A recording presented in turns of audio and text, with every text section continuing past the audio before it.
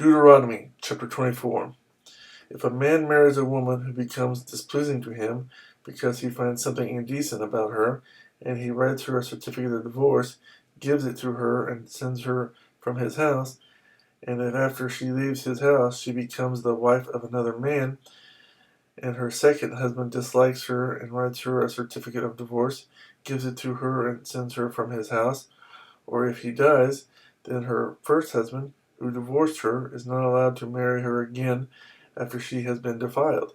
That would be detestable in the eyes of the Lord.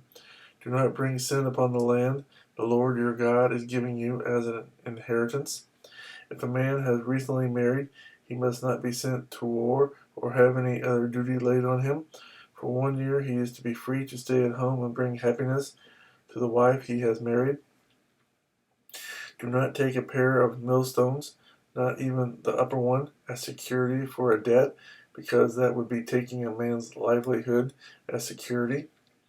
If a man is caught kidnapping one of his brother Israelites and treats him as a slave or sells him, the kidnapper must die. You must purge the evil from among you. In cases of leprous diseases, be very careful to do exactly as the priests, who are Levites, instruct you. You must follow carefully what I have commanded them. Remember what the Lord your God did to Miriam along the way after you came out of Egypt.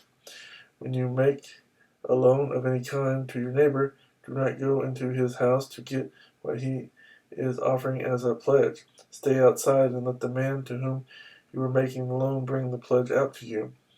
If the man is poor, do not go to sleep with his pledge in your possession. Return his cloak to him by sunset, so that he may sleep in it, and he will thank you, and it will be regarded as a righteous act in the sight of the Lord your God.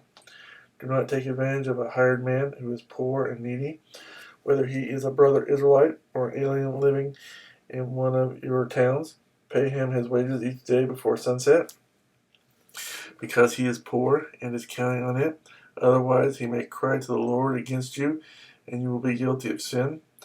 Fathers shall not be put to death for their children, nor children put to death for their fathers. Each is to die for his own sin. Do not deprive the alien or the fatherless of justice, or take the cloak of the widow as a pledge. Remember that you were slaves in Egypt, and the Lord your God redeemed you from there. That is why I command you to do this. When you are harvesting in your field and you overlook a sheaf, do not go back to get it. Leave it for the alien, the fatherless, and the widow, so that the Lord your God may bless you in all the work of your hands. When you beat the olives from your trees, do not go over the branches a second time. Leave what remains for the alien, the fatherless, and the widow. When you harvest the grapes in your vineyard, do not go over the vines again. Leave what remains for the alien, the fatherless, and the widow. Remember that you were slaves in Egypt. That is why I command you to do this.